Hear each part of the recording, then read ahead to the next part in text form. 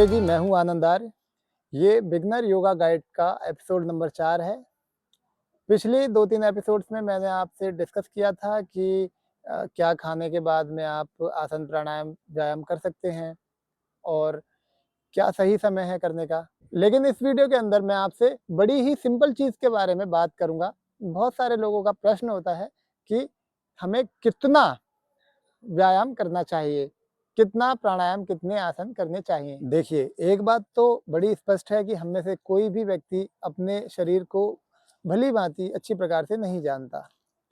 हम जितना अपने शरीर के बारे में, जितना अपनी आंतरिक और बाह्य संरचना के बारे में, जितना अपनी स्ट्रेंथ के बारे में समझते हैं, हम उतनी ही तरक्की करते हैं। लेकिन ये जो सवाल है कि कितना वर्कआउट करना चाहिए, ये बहुत ही ज़्यादा कॉमन है। आयुर्वेद में या अ, योग की संहिताओं में इसका कोई विशेष वर्णन नहीं आता। हाँ, लेकिन इतना ज़रूर आता है, जितनी आपकी स्ट्रेंथ है, उस हिसाब से आप अपना वर्कआउट कर सकते हैं। यहाँ मेरा मानना ये है कि एक बार आप सुबह या शाम को जब भी आप वर्कआउट कर रहे हो, एक बार आप स्टार्टिंग में कार्डियोवैस्कुलर एक्टिविटी करें, यानी कि कार्डियोवैस्कुलर वर्कआउट करें। कार्डियोवैस्कुलर वर्कआउट करने से क्या होगा कि आपके शरीर के अंदर पसीना आएगा, तो जब पसीने के थ्रू शरीर के अंदर से जितने भी टॉक्सिन्स हैं, जो भी कई बार शुगर वगैरह के जो बर्न नहीं हो पाते, जो पार्टिकल्स हैं, वो भी बाहर निकलते हैं, सॉल्ट वगैरह भी बाहर निकलता है ना? अच्छी तरह से आप अपने शरीर के ऊपर पसीना लेके आएँ, इस हिसाब से वर्कआउट करें। थोड़ा चेहरे पे पसीना लेके आएँ ताकि चेहरे का ओज तेज बना रहे, जितना पसीना आपके चेहरे पे आएगा वर्कआउट करने से, उतना ही आपका शरीर और आपका चेहरा चमकेगा। उसके बाद में कुछ देर आप सूक्ष्म व्यायाम कर सकते हैं, अगर आप वृद्ध हैं तो।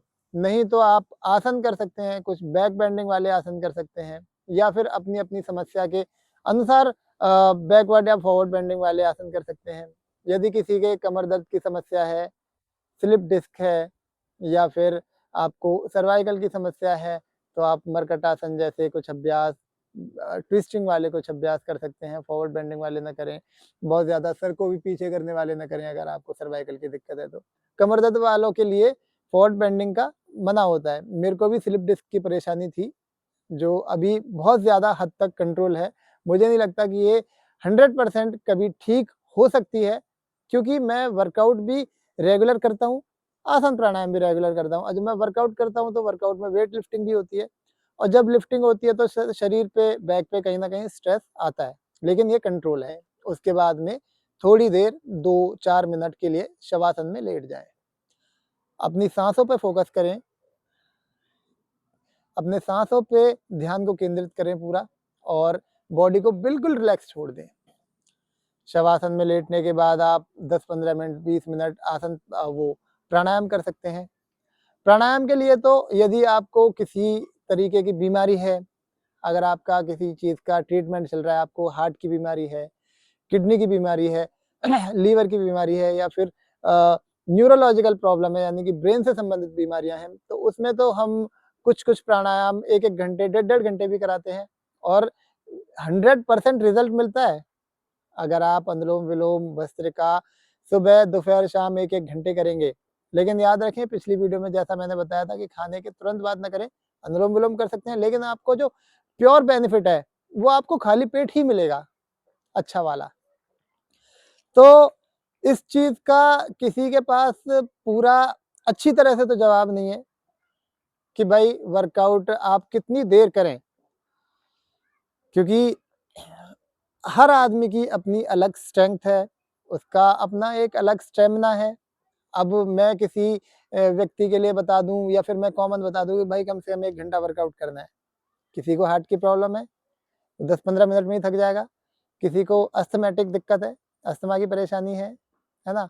तो वो और 10-15 मिनट में ही वो थक जाएगा। उसे ज़्यादा कराएँगे तो हो सकता है कि उसको कोई अटैक भी पड़ जाए, है ना? तो हर आदमी की शरीर की प्रवृत्ति अलग है। अगर किसी को कोई बीमारी नहीं भी है, तब भी क्या हर आदमी एक जैसा है? क्या ये पाँचों उँगली हैं, ये एक जैसी हैं? उसी प्रकार से प्रत्येक आदमी का स्टेमिना, स्ट्रेंथ, स्टेबिलिटी अलग-अलग है। हम सबको एक ही तराजू में नहीं तौल सकते। सबके लिए अपना उसका एक अलग शेड्यूल है, उसका एक अपना अ, इनर उसकी स्ट्रेंथ है, तो सबके लिए वर्कआउट का जो टाइमिंग है वो भी फिक्स नहीं होता। ऐसा बोल देते हैं कि भाई आपको 45 मिनट टू 1 आवर वर्कआउट करना चाहिए। हाँ, एक कॉमन एक प्रोटोकॉल दिया जाता है कि भाई आप 40-45 मिनट से लेके 1 घंटे के बीच में अच्छी तरह से आप थक जाएँगे, आपका वर्कआउट बहुत हद तक हो जाएगा तो आप उतना ही करें। अब बहुत सारे जो अच्छे लेवल के रेसलर हैं, वो तो सुबह 4-5 घंटे ट्रेनिंग और शाम को 3-4 घंटे ट्रेनिंग करते हैं। हम भी जिस समय पे गेम खेला करते थे, ढाई 3 घंटे सुबह ट्रेनिंग करते थे, 2 ढाई घंटे शाम को ट्रेनिंग किया करते थे। तो यही है, हर आदमी का ये अपना निजी व्यक्तित्व है, तो आप अपने आप को इसीलिए मैं बोलता हूँ कि अपने आप को पहचानें, अपनी स्ट्रेंथ को जानें और वो कहाँ से आएगी जब आप करना स्टार्ट करेंगे। आप कुछ ना कुछ करके तो देखिए, आपको बहुत ही ज़्यादा ज़बरदस्त लाभ मिलेंगे। धीरे-धीरे आपका स्टैमिना भी बढ़ेगा। आप अगर ये सोच के प्रश्न कर रहे हैं कि भाई कितनी देर वर्कआउट करें, कि आप बहुत ज़्यादा देर तक नहीं कर सकते।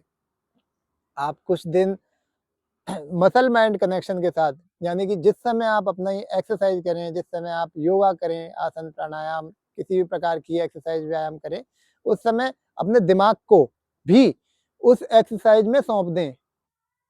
यानी कि दिमाग और आपका शरीर एक जगह रहे, जो आप कर रहे हैं उसी पे फोकस रहे, तब आप देखेंगे कि कुछ ही दिनों बाद आपका स्टैमिना बहुत ज़्यादा बढ़ जाएगा और स्टैमिना बढ़ने की वजह से आपकी जो वर्कआउट की टाइमिंग है, जो आपका एंड्योरेंस है, वो भी बढ़ जाएगा। तो इस प्रश्न का किसी के पास भी कोई जवाब नहीं है। एक कॉमन प्रोटोकॉल हम बना सकते हैं कि भाई आपको 30-40 मिनट से लेके 1 घंटे तक का वर्कआउट पर्याप्त रहता है, लेकिन हर आदमी की एबिलिटी, हर आदमी की स्ट्रेंथ अलग है। मैं अगेन बता दूँ, तो पहले जब तक आप अपने आप को पहचानेंगे नहीं, आपको आपकी स्ट्रेंथ का नहीं पता चलेगा और ऐसा कोई भी किसी का प्रोटोकॉल नहीं है कि आपको इतनी ही देर वर्कआउट करना चाहिए। आशा करता हूँ ये वीडियो आपको ज़रूर अच्छी लगी होगी, इन्फॉर्मेटिव लगी होगी। इसी प्रकार की वीडियो देखने के लिए योग फिटनेस रेवोल्यूशन चैनल को सब्सक्राइब करें, शेयर करें, लाइक करें और मुझे कमेंट करके ज़रूर बताया करें भाई। कमेंट करेंगे तो मेरे को ये पता रहेगा कि भाई आप किस चीज़ पे वीडियो देखना चाहते हैं, आप किस चीज़ में ज़्यादा इंटरेस्टेड हैं। तो मैं उसी टॉपिक पे वीडियो बनाऊँगा। मिलते हैं अगली किसी वीडियो में, तब तक के लिए धन्यवाद, नमस्ते।